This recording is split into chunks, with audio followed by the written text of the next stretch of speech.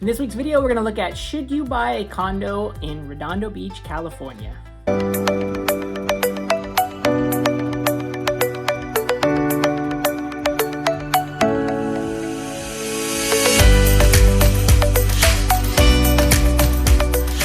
What's up everybody, Cheyne Inman here, local real estate agent in Southern California, helping families move here from all over the world. And so if that's you and you're getting started in your home search, feel free to call, text, or email me. I love to hear from people and help them get started. And it's never too early to get started in your search, so reach out anytime. All right, so today we are looking at Redondo Beach and specifically condos and townhomes in Redondo Beach. And is that the right fit for you? And so, real quick, a townhome is a type of a condo. A condo is going to be a larger complex, and a townhome is going to be, maybe one or two or three on a lot.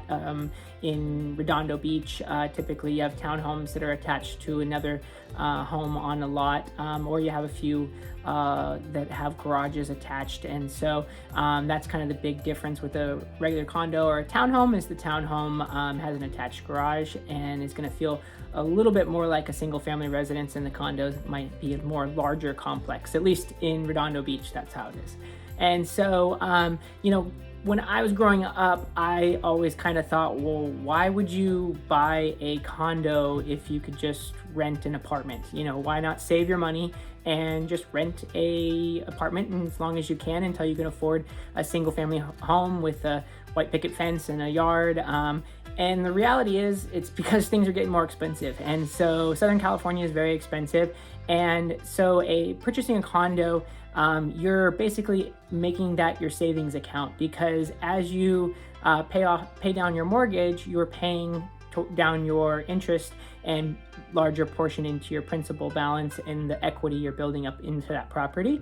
And so rather than paying your rent every month and not getting anything back, you're building up money into that home that you purchased as you pay down your mortgage. And so I always think of a condo as kind of a stepping stone towards your dream home, because unless you plan on having a smaller home and you like that, if you're looking to get a larger place, it's going to probably be a single family residence, or in Redondo Beach, townhomes may be larger. So that's kind of what we're going to talk about today and look at and see what would be a good option for you. All right, so starting with condos, some things that you should look at and keep in mind when you go through your search, and this is gonna help you decide if a condo really is the right fit for you, is just make a list of all of the things that are important to you. And these might be things you might not necessarily think about because you might just take for granted, okay, I'm renting now and I wanna own a home so I can have my own laundry in my home. Well, not all condos are going to have laundry in the unit. Some condos have community laundry and some condos have laundry in the unit. So if that is a key priority to you, make sure that that is something in your list and you understand, okay, does this unit have laundry inside, or does it have a community laundry? All right, and the next thing to think about when purchasing a condo is parking. And so parking might not be something you're really concerned about, but in Redondo Beach, it's a beach town, so closer you get to the beach, the tougher parking is. And so you want to know that, does the unit have a parking space? Maybe you're somebody that's working long hours and you're going to get home late from work, and you want to make sure that you have enough parking spaces so you're not driving around late after work. So just kind of pay attention to the unit and how many parking spaces it has, because sometimes it's a 2-bedroom condo and there's only 1 parking spot, or a 3-bedroom condo and there's only 2 parking spots, or maybe there's only 1 parking spot and there's 3 bedrooms. So depending on how many vehicles you have and what your need is, that's something to pay attention to. And then just driving around the neighborhood and just seeing, go at different times, early morning, late at night, and see what the parking outside looks like, because maybe it's not a bad problem to not have a parking space, or maybe it's something where, hey, this is a really busy street and I'm gonna come home late from work and I'm not gonna wanna be driving around looking for parking. And so knowing if the unit has enough parking spaces for you, and also knowing if the street is busy or if you can park on the street.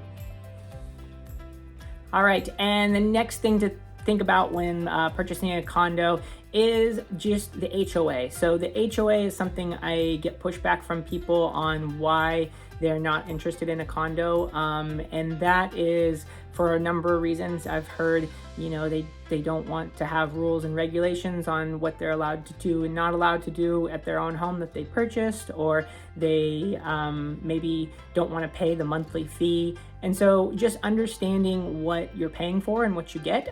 So some condos may have a gym or a pool or tennis courts, at least in Redondo Beach. Those are some of the things that some of the condos here offer. And so keeping that in mind, and if it is actual added benefit, sometimes the HOA will cover water or some of the utilities. So maybe you're paying more monthly for that HOA, but it may actually be offsetting some of your other costs that you're already paying for. So paying attention to that. And then one thing that's a little bit more complicated is once you've been in escrow and you can actually look through the records of the HOA, you just want to kind of check a look at what their balances look like, what their savings in their complex looks like. Because if it's a complex that is taking in all this money for their HOA, but they're not saving any of it and they don't have any reserves, and something breaks, a big pipe, or they need to remodel something for city regulations, maybe they need to put up new higher railings on the units, you want to make sure that now your monthly payment's not going to be going up to cover that. So if they have a good amount of reserves, then there's a good likelihood that it's going to be easier to cover those kind of unexpected costs. If they don't have a good expectation on the reserves, then you just want to take a look at what has what is everything going towards, and do they have a plan if something does happen down the road.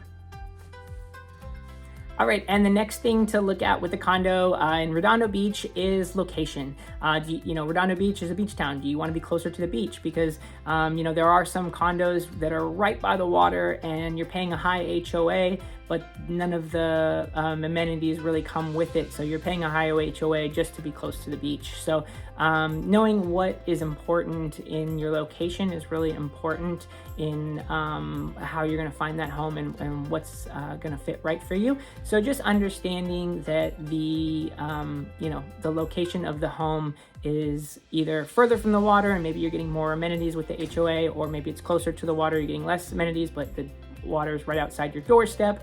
And then just understanding that a condo, you're not going to be able to build exteriorly. So is that location in your home what you want? Make sure that the traffic outside is not too busy for what you want. Make sure that if there's a pool, your unit's not next right to the pool, so that you're hearing people yelling and screaming, or just having an idea of the location, because you can never change that. So is that location the exterior location? Is that location the interior location within the complex? What is really important in that location for you? All right, and as I mentioned in the beginning of the video, in Redondo Beach, you've got condos and townhomes. And, I often hear people kind of start their search and say, I don't want a condo or a townhome because I want my own space and I don't want somebody next to me. And then they start telling me what they're really in, their price range and what they really want within that price range.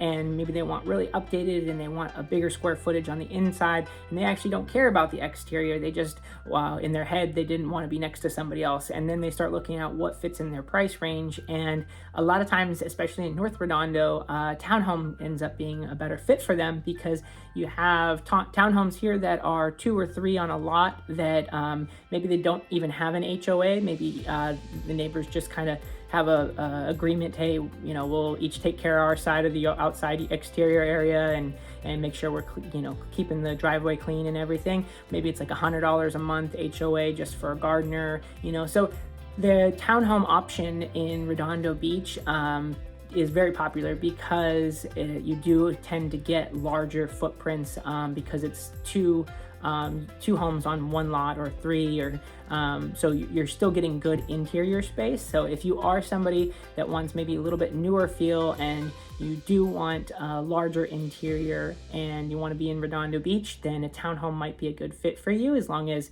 you're not too worried about the exterior space. And some of the townhomes do actually have a yard, especially if it's a back unit. You might have a small yard in the backyard. The front units tend to have the front yard, so you're not really getting an enclosed front yard area. You might have like a small side yard or something. But so in Redondo specifically, townhomes are very common, and so I would not cancel that out of your search before you really take a look at what's important in your search.